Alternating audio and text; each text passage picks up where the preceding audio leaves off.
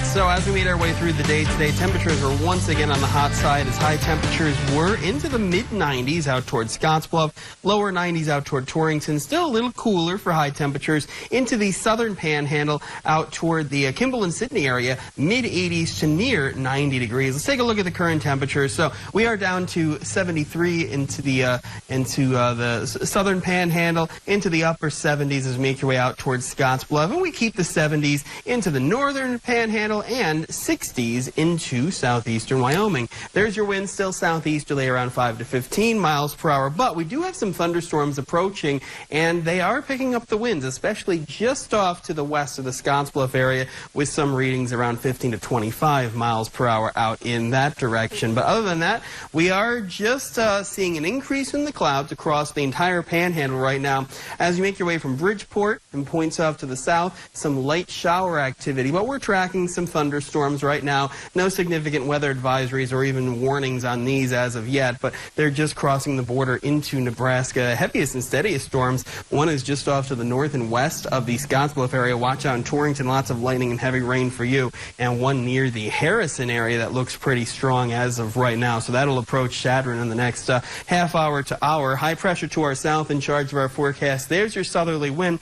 This low is making its way off to the north. Now this pattern will change. The jet stream will come a little further south, but these cold fronts are going to have less of a difficult time making their way through. So we're going to tap into some of this cool air, and that actually could spark off some more showers and thunderstorms through the rest of the week. But there is a pattern change compared to last week. We were on the northern edge of some extreme heat that reached all the way to the south. Now that jet stream will work its way off to the east. Cooler air will filter in, especially as we go through the weekend, with some days not getting out of the 70s for highs, and that jet stream will go over us. So we'll keep that active weather pattern, and that does keep chances for some showers and thunderstorms as we go through time. So during the evening, the best chance of some showers and storms into the early overnight will be into the northern panhandle. Some of them could be strong. Then they'll dissipate later on into the overnight. Starting off tomorrow into the low to mid 60s, we'll have mostly sunny skies in the morning, and then an increase in the clouds, highs in the mid to upper 80s, with some more showers and thunderstorms possible as we go through late afternoon, early evening, mainly into our eastern counties. Then that's out of here. We start off your Wednesday into the mid 60s, high temperatures into the mid to upper 80s, so we are cooling by a few degrees every day, with more moisture chances mainly into portions of southeastern Wyoming. That is our next system that's going to make its way through.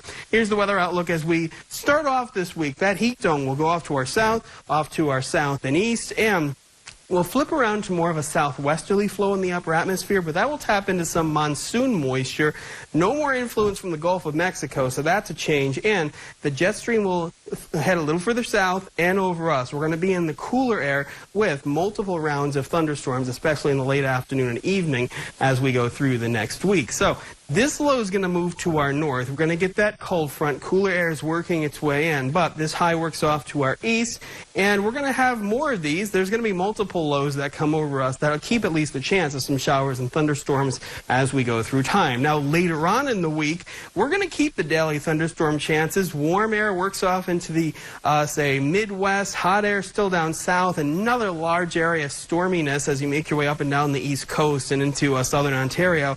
The cool air heads to our north. We're going to tap into some of that cool air and stay active in terms of weather. We're going to put a chance of some showers and thunderstorms every day, staying in the upper 80s for the next 3 days. We keep that 40 to 50% chance of some showers and storms Tuesday through Thursday. Then for Friday, partly cloudy, a 30% chance, a high of 86. And mid to upper 70s for Saturday and Sunday, with the storm chance at 40 to 50%. Otherwise, partly to mostly cloudy skies. And for Monday, partly cloudy, another chance of some showers and storms, and high temperatures only into the upper 70s. Angel? Thanks, Justin.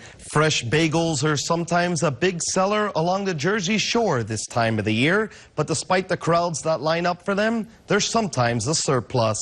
Ted Greenberg tells us how a special project is helping